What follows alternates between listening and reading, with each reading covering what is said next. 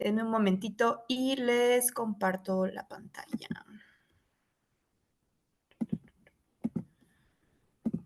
Ahí está.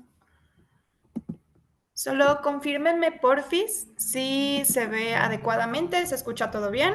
Sí, se ve y Sí, Perfecto. se ve. Súper bien, muchísimas gracias.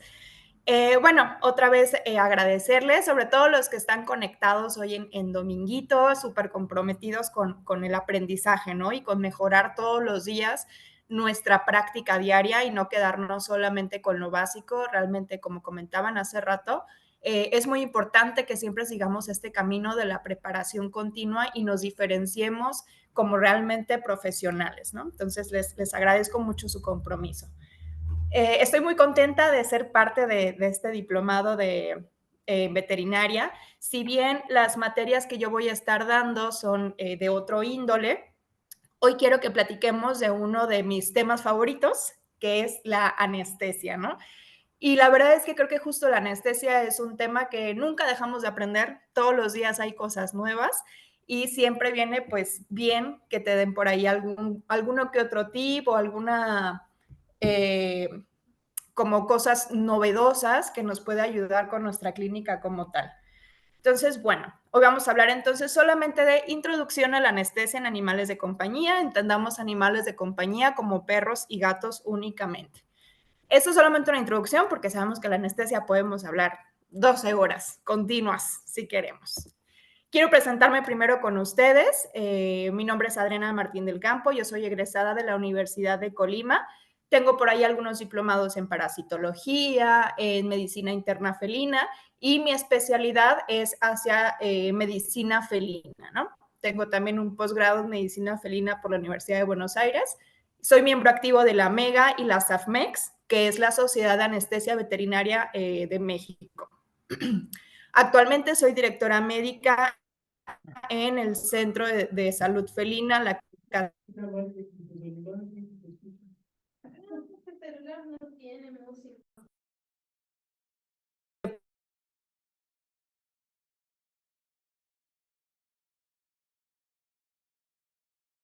pronto decir, ay, ¿quién me está dando la? Mucho mis pláticas con esta frase, que es que la mente es como un paracaídas, solamente funciona. Si de pronto nosotros estamos con una mentalidad de lo que aprendimos en la facultad o lo que aprendimos en nuestras prácticas o lo que sea y decimos, no, esto es lo que me ha funcionado toda la vida y nunca he tenido ningún problema, muy difícilmente vamos a poder mejorar como profesionistas y profesionales, ¿no? Entonces necesitamos tener nuestra mente abierta para realmente aprender y también para desaprender algunas cosas que pues pueden quedar ya un poco en el pasado. Entonces yo los invito a que en esta charla y en todo el diplomado y esta inversión que ustedes están haciendo, tanto económica como de tiempo, siempre tengan la mente abierta para realmente aprovecharlo al 100%. Bueno, iniciemos con lo más básico de lo básico, que es la anestesia, ¿no? La anestesia es la pérdida de la conciencia reversible, porque si ya no es reversible, pues ya no es anestesia como tal. Entonces, siempre debe tener esa característica de poder ser reversible. Ahora bien, esa era como la anestesia en los inicios, ¿no? Cuando todavía se anestesiaba a los humanos con formol, etcétera. Hoy en día ya no es solamente anestesia, sino que es anestesia equilibrada. ¿Y qué necesito yo para que se pueda realmente catalogar como anestesia equilibrada?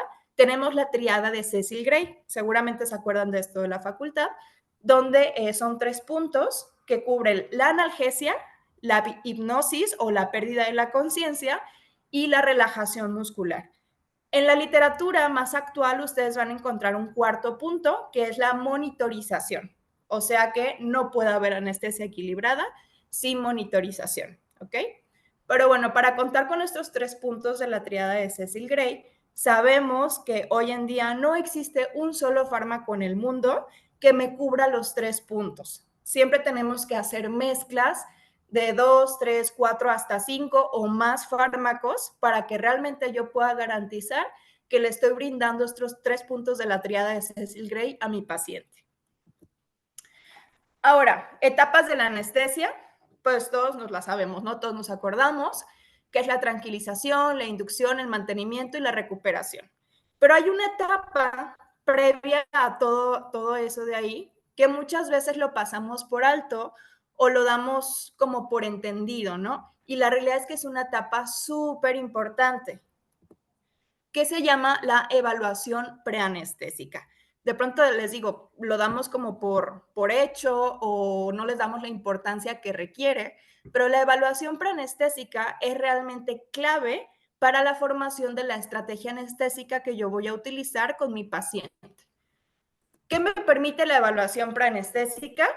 Lo más importante de todos, busca la reducción de riesgos.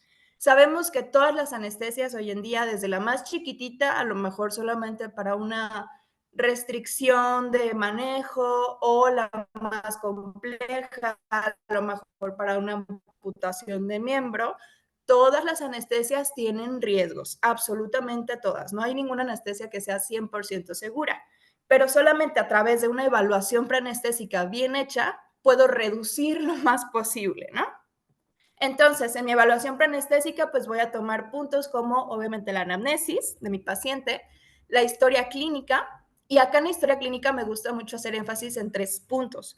Uno, que son los medicamentos concomitantes. O sea, mi paciente está tomando algún medicamento, por ejemplo, puede ser hipotiroideo, que lo vemos mucho en perros, sobre todo labradores, que hay alta incidencia de hipotiroidismo, o está a lo mejor con insulina porque es diabético, o están con pimobendan o con algún fármaco de tipo cardiológico, solo por decir algunos ejemplos, ¿no? Pero ¿por qué es tan importante los medicamentos concomitantes? Además de que sí puede llegar a hacer reacciones con los fármacos que yo voy a administrar, también muchos de ellos necesitan un componente para moverse a través de la sangre, que es la albúmina. Entonces, por ejemplo, si yo estoy administrando una levotiroxina que necesita mucha albúmina para movilizarse a través del cuerpo, y yo administro algún fármaco anestésico que también necesita la albúmina, es altamente probable que la albúmina disponible sea mucho más baja que lo que yo esperaba, y por ende el fármaco libre que queda en el paciente es más alto e incluso tenga efectos pues muy potenciados y me pueda llegar a sacar un susto, ¿no? Entonces, siempre, siempre, siempre saber con qué medicamentos está el paciente y tomarlos en cuenta para la estrategia. Las anestesias previas también de pronto es algo que se nos pasa a preguntar, de decir, oye, en algún momento anestesiaron a tu mascota, ya lo habían, sí, a lo mejor ya lo habían esterilizado, ¿cómo le fue en la recuperación de la esterilización? Y te van a contar, no, hombre, pues se levantó súper mal, se levantó aullando, o es muy común de pronto en campañas de esterilización masivas, de, no, pues es que es un gato que estuvo 24 horas dormido, ¿no? Y que me habían dicho que era normal. O tuvo una reacción alérgica al anestésico. Ese tipo de información también me puede llegar a servir a mí para hacer una correcta elección de los fármacos anestésicos.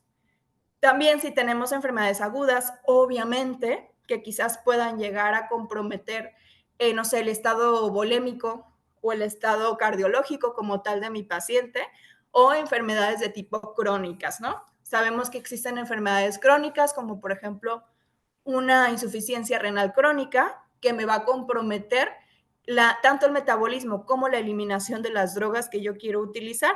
O, por ejemplo, una enfermedad crónica como la osteoartritis, que sabemos que va a traer una reacción de tipo inflamatoria de manera crónica en el cuerpo que puede llegar a alterar cómo va a reaccionar el paciente a la anestesia. Entonces son cosas que siempre hay que tener en cuenta. Otra cosa, ¿qué voy a anestesiar, no? Y acá les pongo como algunos ejemplos. Puedo quizás pensar en anestesiar, déjenme pongo el lásercito. No sé, esta gatita acá, que está súper gestante, que ya está queriendo a punto de parir, a lo mejor viene a cesárea, no va a tener la misma estrategia anestésica que a lo mejor este viejito de acá, que a lo mejor que le echan unos 15 años, quizás, ¿no? Son metabolismos completamente distintos y súper importante, son especies completamente distintas. Recordemos que los gatos y los perros tienen características fisiológicas muy diferentes, lo cual hace incompatible que yo quiera utilizar el mismo protocolo en un gato que en un perro. O también, ¿para qué lo voy a anestesiar? Quizás solamente necesito sacar una radiografía y necesito que esté completamente quieto o va a ser una posición un poco dolorosa, por lo cual prefiero anestesiarlo, pero es una anestesia pues corta, ¿no? Y en medida de lo posible que tenga algún reversor. O voy a hacer una anestesia para una cirugía más compleja, como, no sé, puede ser una amputación de un miembro o una cirugía de tejidos blandos que me va a llevar más tiempo, que va a llevar también más inflamación, más dolor, etcétera. Todos este tipo de cositas tenemos que tomarlas en cuenta para hacer una correcta elección de la estrategia anestésica. Y ya una vez que hice toda esta evaluación y que busco reducir los riesgos, entonces ya puedo establecer un grado de seguridad anestésica. ¿Se acuerdan qué es eso? El grado de seguridad anestésica son las ASAs. Seguramente se acuerdan de eso y seguramente también lo aplican todos los días en su clínica o hospital, ¿no? Las ASAs las establece la Asociación Americana de Anestesia y busca colocar a los pacientes en un grado del riesgo que implica per se el procedimiento anestésico.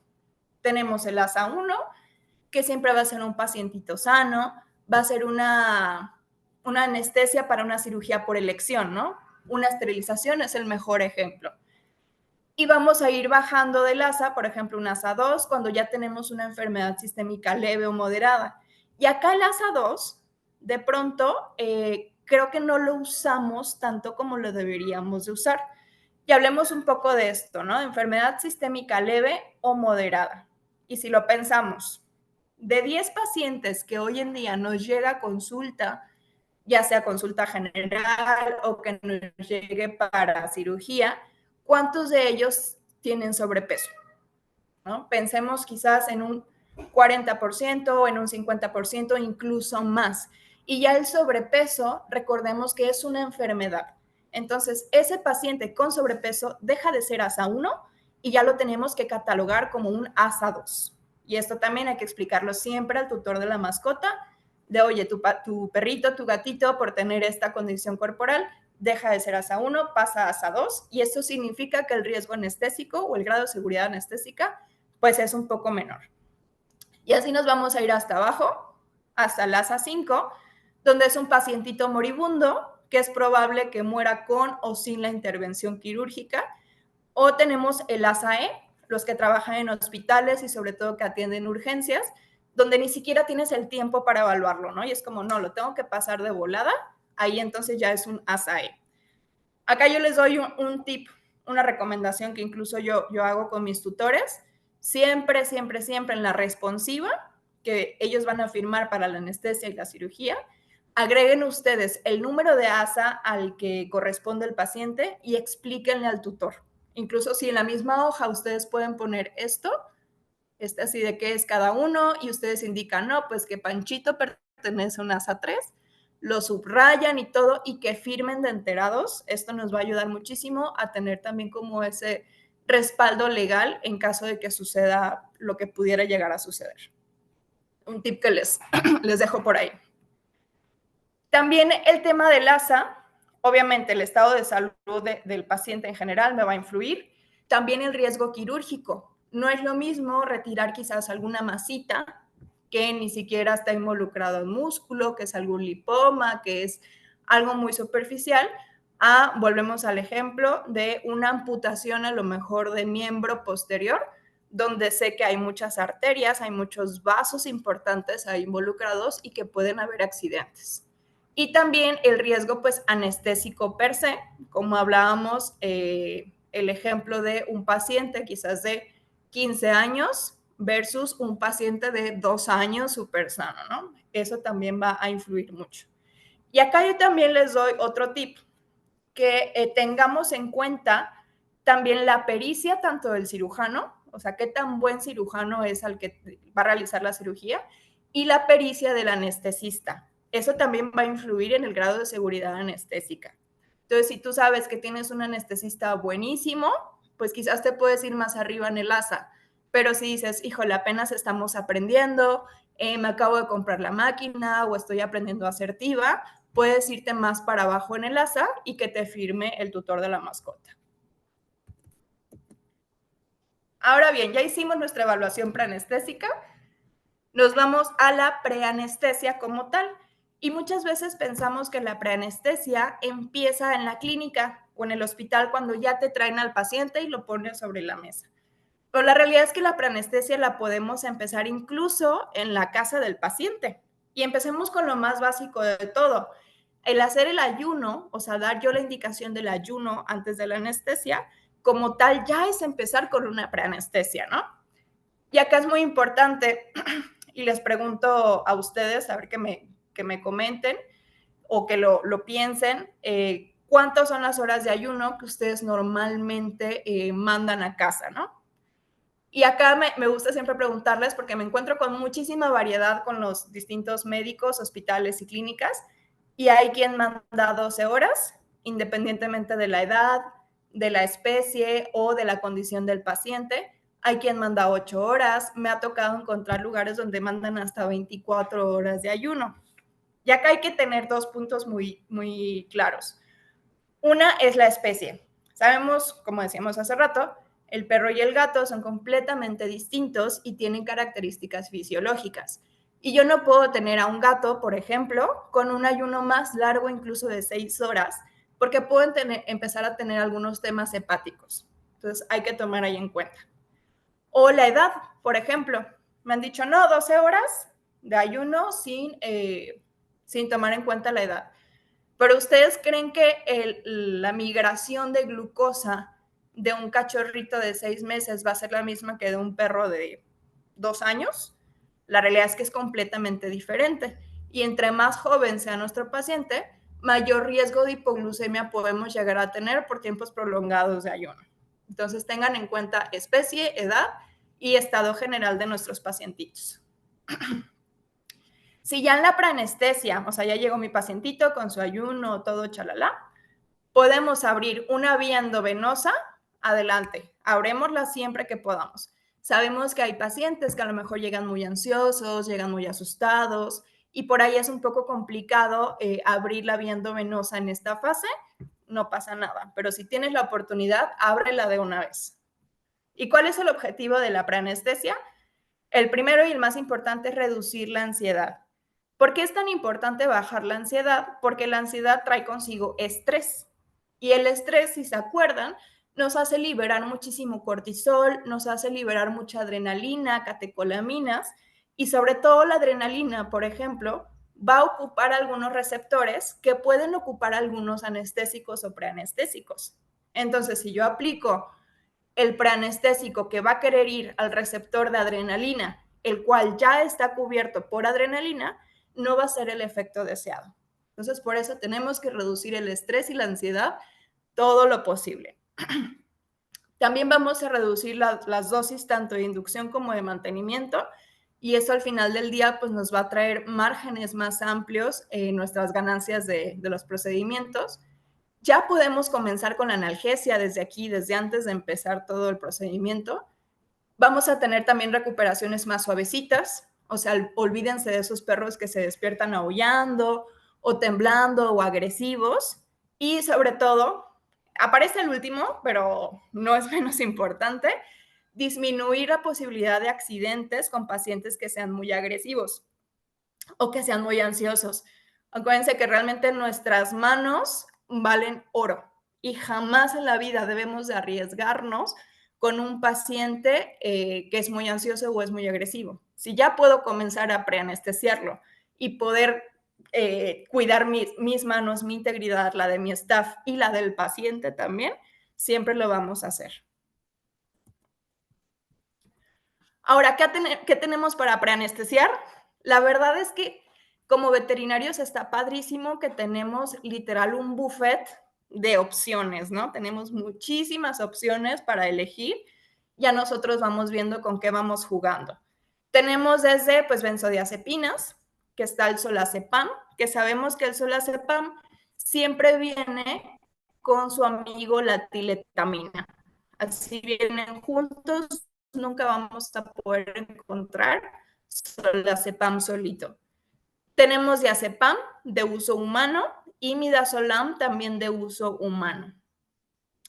Estoy segurísima que todos aprendimos a anestesiar con gilacina. Y después tenemos moléculas un poco más modernas, como la dexmedetomidina y la medetomidina. También tenemos analgésicos narcóticos u opioides, y acá también tenemos gran variedad para elegir, ¿no? Tenemos el tramadol, que es muy accesible, tanto en lo fácil que es conseguirlo, como económico. También tenemos la buprenorfina, que esta sí es de uso humano. Tenemos fentanilo, que bueno, hoy en día en México es complicado conseguirlo porque sabemos que estamos viviendo pues una crisis importante en el país, pero bueno, si lo pueden conseguir es excelente para anestesias. Tenemos remifentanilo y tenemos butorfanol, que sí hay de uso veterinario. Cada uno de estos opioides, de estos alfa-2 y de estas benzodiazepinas, tienen características que lo hace no mejor, uno mejor que otro, sino que tú vas a saber elegir según tu paciente cuál es el que más necesitas para él, ¿no? Cuál se adecua más a tus necesidades. Algunas recomendaciones para la preanestesia es esperar. Muchas veces le aplicamos el producto al paciente y a los 5 minutos ya queremos inducirlo. Y eso no, a ver, espérate a que haga efecto la preanestesia. Podemos, por ejemplo, acá este es un ejemplo con dexmedetomidina que alcanza su efecto máximo en 30 minutos. Quien ha utilizado dexmedetomidina sabe que igual el efecto comienza como a los 5 minutos, pero digamos que su pico va a ser a los 30. Si no puedo esperar a los 30 minutos porque tengo otras 5 cirugías en cola, pues por lo menos darle de 10 a 15 minutos para que el efecto sea al máximo y realmente yo pueda obtener todos los beneficios de esa sal que yo estoy utilizando. También, acá bien importante, un ambiente tranquilo, si se puede oscuritas, o sea, si lo puedo poner en una kennel y ponerle una cobijita para que él esté más relajado, va a potencializar el efecto de la preanestesia. Si yo pongo a un gato con su preanestésico a un lado de la estética donde están los perros ladriladres, se escucha la sacadora, se escucha la música del estilista que la trae a todo volumen, muy difícilmente voy a alcanzar realmente ese pico de relajación que yo estoy buscando con el producto que le administré. O si es en la noche y pasa el de los camotes y el de los plátanos, también ahí nos va a entorpecer un poco nuestra preanestesia. Bueno, hablemos ya un poco de los grupos de anestésicos que tenemos para la preanestesia. Tenemos las benzodiazepinas, como decíamos, diazepam, midazolam y solazepam. Estas benzodiazepinas solamente tienen propiedades relajantes y ansiolíticas. No tienen suficiente analgesia ni tranquilización para ningún procedimiento. Y quizás alguien en casa le ha tocado tomar, no sé, clonazepam por algún tema de ansiedad, de estrés, lo que sea, y ustedes han realmente experimentado en carne propia qué se siente tomar una benzodiazepina. Y es como esa sensación de tranquilidad, de relajación, incluso que todo te importa un poquito menos, es exactamente el mismo efecto que vamos a tener en nuestros pacientes. Y si lo piensas, cuando tú te tomas ese clonazepam, igual todo te sigue doliendo, no estás disociando como tal de tu ambiente y claramente es imposible que te hagan un procedimiento doloroso solamente con esa medicación. Entonces, nada más para tenerlo bien en claro. Después tenemos los alfa-2 adrenérgicos, como decíamos, dexmedetomidina, gilacina y demetomidina. Y quería acá ponerlos como un ejemplo de cuál es la diferencia entre estas tres moléculas. Tenemos la medetomidina, que cuando yo la administro al perro o al gato, se va al hígado a tener un paso metabólico. Una vez que se metaboliza la medetomidina, se divide en dos. Tenemos la levomedetomidina, que es un isómero inactivo, o sea, realmente no sirve de absolutamente nada, y tenemos el otro isómero, que es la dexmedetomidina, o sea, es el isómero activo y el que me va a dar toda esta reacción en el paciente que yo estoy deseando. Entonces acá tenemos ya una diferencia importante entre la medetomidina y la dexmedetomidina.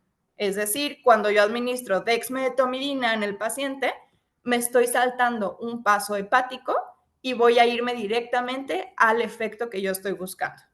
Y la diferencia con la gilacina es que es 10 veces más específico hacia el receptor que yo estoy buscando activar, que son los receptores alfa 2.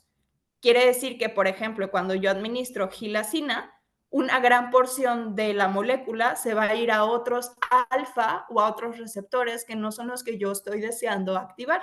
Y por eso tenemos tantos efectos adversos con la gilacina. Esto es solamente como una pequeña diferenciación de los alfa 2.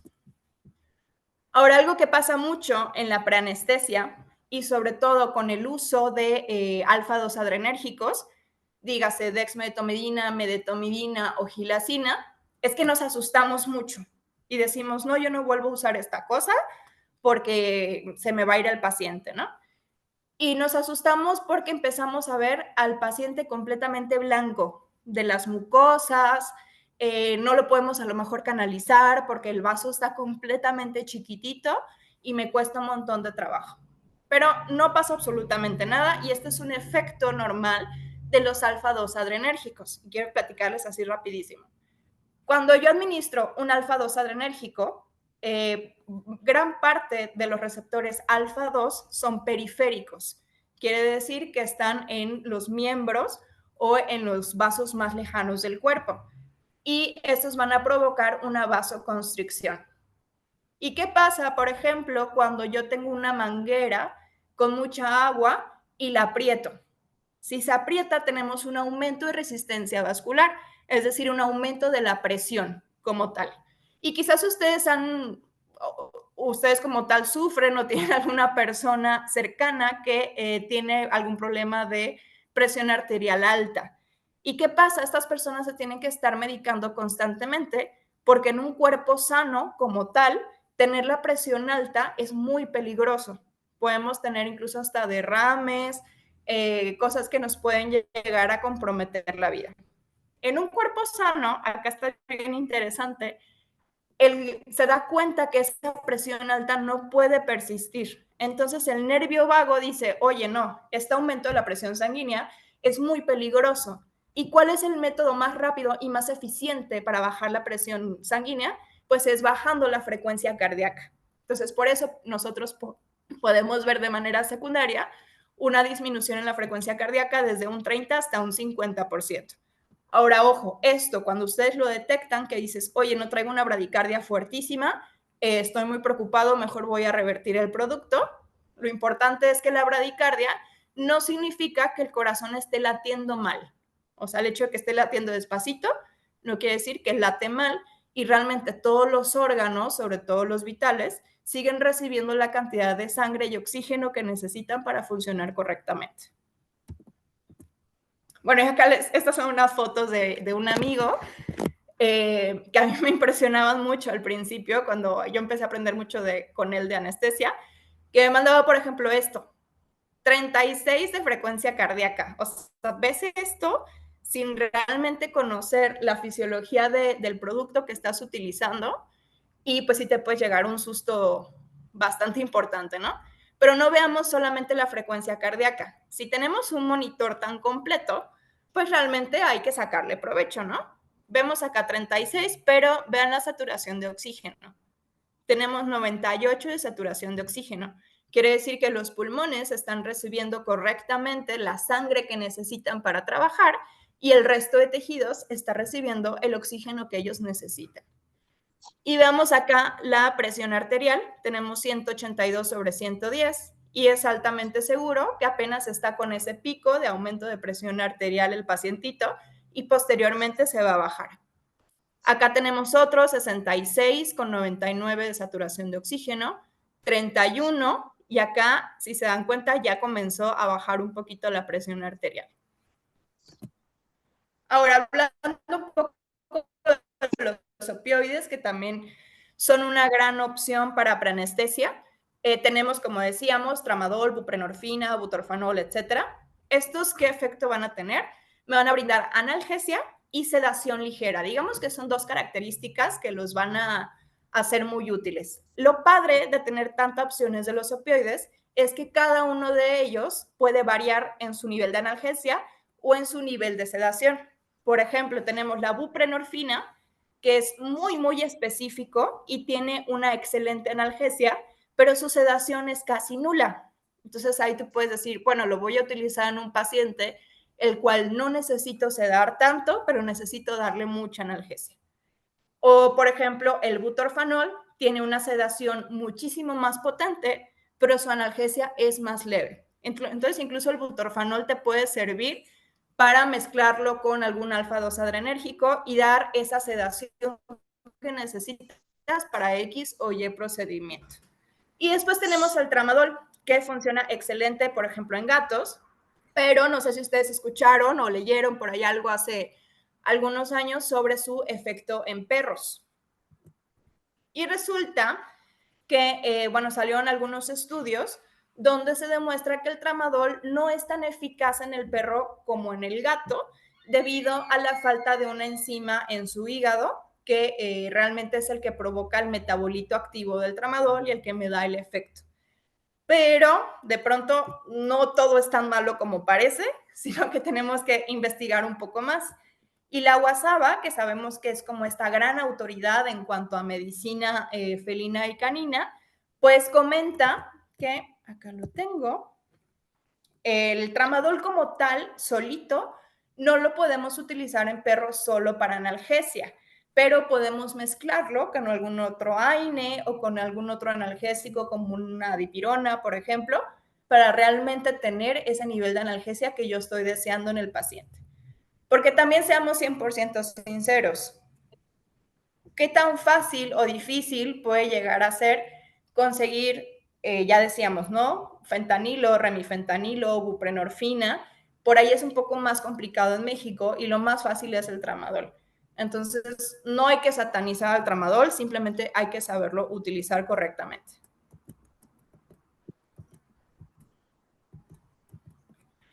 Bueno, ya después de la preanestesia como tal, tenemos la inducción, que la inducción es la búsqueda de este estado del paciente más profunda que me permita, por ejemplo, intubarlo, ¿no?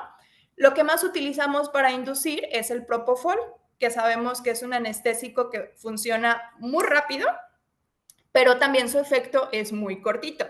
Pero esto me da como la oportunidad de relajar lo suficiente al paciente para poder intubar y garantizar mi vía aérea permeable. Esto es básico. Cualquier anestesia, por más chiquita que sea, sí o sí necesito una vía aérea permeable. En cuanto a las opciones que tenemos en el mercado, recientemente salió una de uso veterinario, pero si no, pues tenemos las de uso humano que son bastante fáciles de conseguir. El propofol tiene una característica que nos puede llegar a producir apnea si lo utilizamos de pronto a dosis muy altas o en un periodo de tiempo muy corto. Entonces solamente hay que tener cuidado de no administrarlo todo de golpe, sino irlo titulando para no tener esa apnea y no sacarnos por ahí un susto completamente innecesario. Y súper importante, no tiene propiedades analgésicas. Esto es muy importante, sobre todo en aquellos procedimientos quirúrgicos donde utilizamos únicamente propofol, porque, bueno, ejemplo A, y estoy segura que todos están pensando en eso, una cesárea, ¿no? Sabemos que el propofol no pasa la barrera transplacentaria, por ende va a ser más seguro para los cachorros. Ajá, sí, pero ¿y el dolor de la perrita qué onda, no? Entonces siempre tengamos en cuenta que no va a tener propiedades analgésicas y sí o sí necesito darle esa analgesia a la perrita de alguna otra manera. Después tenemos los fármacos disociativos, como son la tiletamina, que siempre va a venir con su amigo solazepam, nunca los vamos a encontrar solos, y la ketamina. Y el disociativo pues va a buscar esta hipnosis, ¿no? Y esta amnesia que yo necesito para que el paciente el día de mañana o en cuanto recupere la conciencia no me odie. Porque si yo no le doy esta disociación, esta hipnosis, esta amnesia, se va a acordar de todo lo que sucedió y me va a odiar el resto de su vida y jamás en su vida va a querer volver a la veterinaria. Entonces sí o sí tenemos que tomar esto muy, muy en serio. El disociativo funciona deprimiendo la corteza cerebral, entonces lo que hace es completamente cortar la conciencia del mundo real. Tiene propiedades analgésicas muy leves, demasiado leves, lo cual no permite que sea un fármaco para utilizarse solito para hacer algún procedimiento quirúrgico. Ahora, para mantenimiento de la anestesia tenemos dos opciones. Una es la TIVA o totalmente intravenosa, que yo creo que todos aprendimos a hacerlo de esta manera, y es mezclando todos los agentes que mencionamos anteriormente, lo que tú necesites y a la dosis que tú necesites. Y también podemos hacer infusiones estratégicas para que se estén administrando durante la cirugía o incluso en el postquirúrgico. Y nosotros de pronto vemos estas fotos así padrísimas que dices, no hombre, tiene sus bombas de jeringa increíbles, sus monitores y todos los juguetitos, pero la realidad es que no es el 100% necesario que tengamos todo esto para hacer una buena anestesia activa, ¿ok? Simplemente con que sepamos bien qué es lo que estamos usando y sepamos hacer infusiones, con eso ya estamos del otro lado. Y después tenemos el PIVA, que es el parcial intravenoso. ¿Por qué parcial? Porque seguramente yo induje a mi paciente a través de algún agente intravenoso y después lo conecté a una máquina de anestesia inhalada. Lo mismo, de pronto pensamos que la anestesia inhalada es más segura o es mejor que la activa, pero la realidad es que no. También puede haber accidentes, también puede ser insegura y realmente la mejor anestesia o la más segura es la que tú tengas bien estudiada y sepas dominar al 100%. Entonces también de pronto no nos dejemos impresionar de, ay, no, pues es que en el hospital fulano de tal tienen anestesia inhalada y entonces pues yo cómo le voy a hacer, cómo voy a competir contra eso. No te preocupes, mejor métete de lleno a hacer una buena activa y te vas a dar cuenta de que tu anestesia puede ser igual o mejor. Unas recomendaciones durante el mantenimiento. Acá esta frase me gusta mucho, que es ojos que no ven, corazón que no siente. Si de pronto pretendemos hacer anestesias y cirugías sin monitorear a nuestro paciente, no nos enteramos de qué está sucediendo. Y la mejor forma de prevenir accidentes es, obviamente, sabiendo qué es lo que está sucediendo durante toda mi anestesia, durante la cirugía, ¿no? O sea, cómo va su corazón, cómo va su presión, cómo va su saturación de oxígeno, etcétera.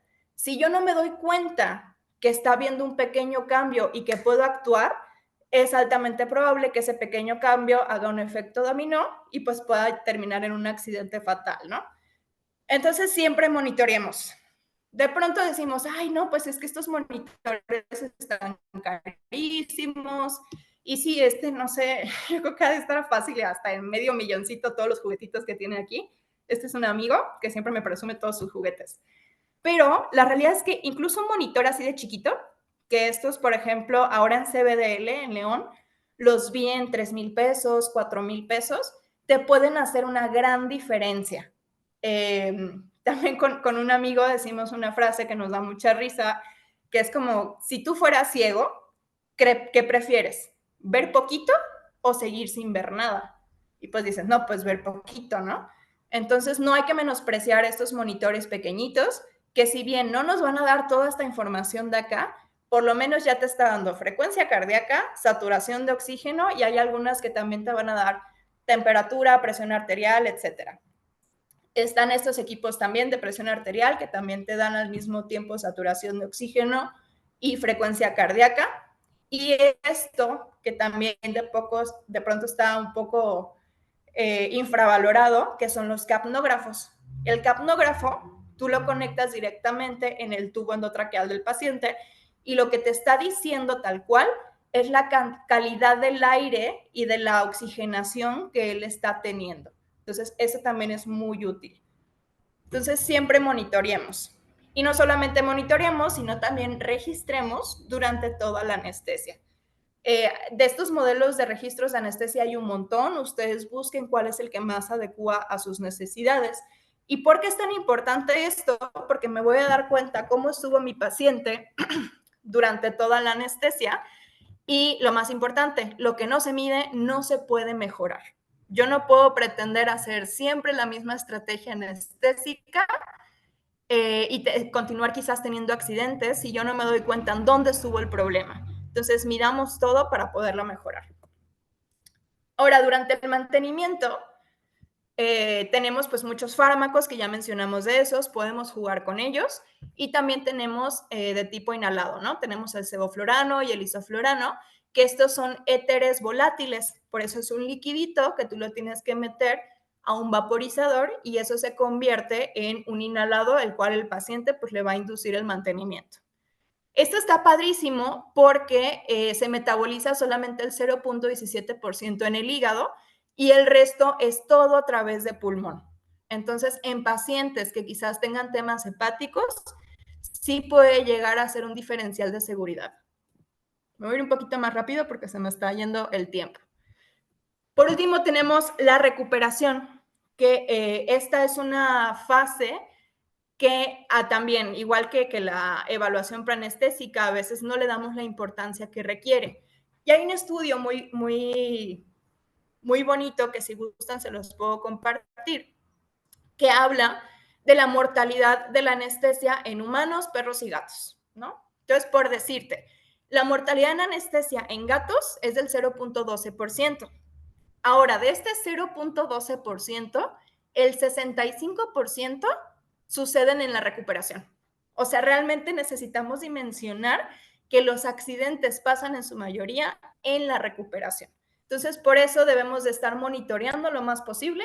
Aquí quizás nos podemos llevar nuestro monitor portátil y conectar al pacientito en su jaula hasta que se recupere lo más posible, ¿no? También una recuperación que sea tranquila, suavecita, si se puede incluso con una luz cálida, una luz más bajita, porque pues pongámonos en su lugar. Digo, a mí nunca me han anestesiado, pero quizás a ustedes ya han sufrido de alguna cirugía. ¿Cómo es una recuperación anestésica, no? De pronto pues no sabes qué onda, qué pasó. Y si te pones en el lugar del perro, que estás al lado de la estética con los perros ladrando, o si está un cachorro llorando hacia todo pulmón, un husky, que les encanta estar llorando siempre, obviamente sería muy diferente a que te recuperes en una jaulita calientita, con tu almohadita, con silencio, o incluso musiquita suave, música clásica, sí hace mucha diferencia. Y también acá en la recuperación, recordemos la analgesia. De pronto hay, o quizás les ha pasado a ustedes, pacientes que se recuperan llorando o temblando, pasándola muy mal, y es altamente probable que también esos signos sean signos de dolor, porque el paciente se está recuperando de una cirugía ortopédica o de tejidos blandos, pero no está teniendo la analgesia suficiente para poderse sentir cómodo. Entonces, siempre también tomemos en cuenta la analgesia en estos pacientitos. Agentes reversores. A estos hay que saberlos y hay que tenerlos siempre en la clínica u hospital. Yo prefiero que se les caduquen a que algún día tengan un accidente y no tengan la posibilidad de revertir el producto, ¿no? Tenemos, por ejemplo, el revertor de las benzodiazepinas, que es el flumazenil. No hay de uso veterinario, pero pueden conseguirlo de uso humano. El reversor de los opioides, que es la naloxona. Por ahí a lo mejor se les va a hacer un poquito más difícil de conseguir por esta crisis de opioides que tenemos en Estados Unidos, pero si la pueden conseguir y tenerla en su hospital, lo mejor. Los alfa-2 adrenérgicos, tenemos el atipamezol, que por suerte sí hay de uso veterinario y hay 2 o 3 laboratorios que lo manejan. Entonces también, la verdad, prefiero que hagan la inversión y lo tengan ahí a que el día de mañana no sepan cómo revertir y podamos tener un accidente pues más importante. Anteriormente teníamos la yombina en México, pero ya hace algunos años se prohibió su venta, entonces solo lo puse como anécdota. Y ahora, ¿cuándo debemos utilizar los reversores? Solamente bajo estos 3 puntos. Cuando tengo una sobredosis o una intoxicación, porque quizás hubo un error y utilicé una concentración mayor de la que estaba calculada. Son accidentes que pueden pasar, todos somos humanos, todos nos podemos equivocar. Entonces, ahí puedo haberme equivocado, no sé, a lo mejor de dexmedetomidina le calculé con la que viene a 250 microgramos, pero en realidad le puse la de 500 microgramos. Cuando tenemos un riesgo inminente de muerte o cuando son procedimientos cortitos, ¿no? Como mencionábamos hace rato, una radiografía o algo chiquito, ahí podemos realmente ponerle un agente reversor para que se vaya a su casa caminando. Ahora, también podemos hacer uso de infusiones para reforzar tanto la analgesia como la anestesia, ¿no? Podemos hacer infusiones de Dexme, de butorfanol, de ketamina, de lidocaína, de maropitante incluso, que tiene algunas propiedades analgésicas. Y si bien hay bombas de infusiones padrísimas, también las podemos hacer sin ningún problema por nuestros propios cálculos a través de goteos. Se nos está yendo un poquito el tiempo, así que me voy a saltar esto, pero con mucho gusto después, en alguna chance, nos vamos a estar viendo mucho, lo podemos revisar, ¿va? Que es de cómo hacer las infusiones para que ahora sí que no tengamos ningún pretexto de hacer infusiones analgésicas. Voy a pasar esto rapidín. Bueno, también otras recomendaciones de uso, no solamente de dexmedetomidina, sino también de algunos otros fármacos, como puede ser el butorfanol o la buprenorfina, son los bloqueos locorregionales. Esto ya es un poco más avanzado de anestesia, pero hay una tendencia muy fuerte a comenzar a utilizar estos bloqueos que no solamente me van a disminuir el uso de fármacos sistémicos, sino que también me va a dar una analgesia muchísimo más segura para el paciente, ¿no? Podemos hacer bloqueos solamente de algunas zonas o podemos hacer epidurales, podemos hacer un montón de cosas que van a mejorar la calidad de vida de nuestro paciente. También podemos administrar algunos fármacos como la dexmedetomidina a través de la vía intranasal o transmucosal. Entonces, esto llega a ser una herramienta muy útil en aquellos pacientes que no permiten el manejo, ¿no? Que a lo mejor es un gato feral que te lo trajeron a esterilización y no hay manera de que lo toques. Lo que puedes hacer es cargar dexmedetomidina y cuando el gato te bufe, ahí en ese momento tú lanzas la jeringa para que se absorba a través de las mucosas orales. Entonces esto te va a ayudar muchísimo para esos pacientitos de poco manejo. También hay algunas combinaciones populares que seguramente ustedes las conocen, como el Titidex o el Kitty Magic, que te pueden servir un montón. Y bueno, ya para concluir esta clase express de anestesia, siempre me gusta enfatizar que necesitamos conocer cada uno de los fármacos que nosotros vamos a utilizar.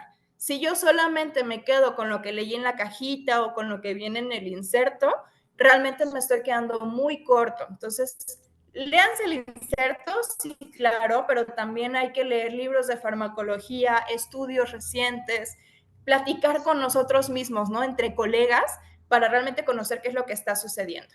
Y bueno, cada pacientito es único, por ende, sus estrategias también. Ya no existen protocolos de anestesia, eso ya no se usa, ya son estrategias anestésicas para cada uno de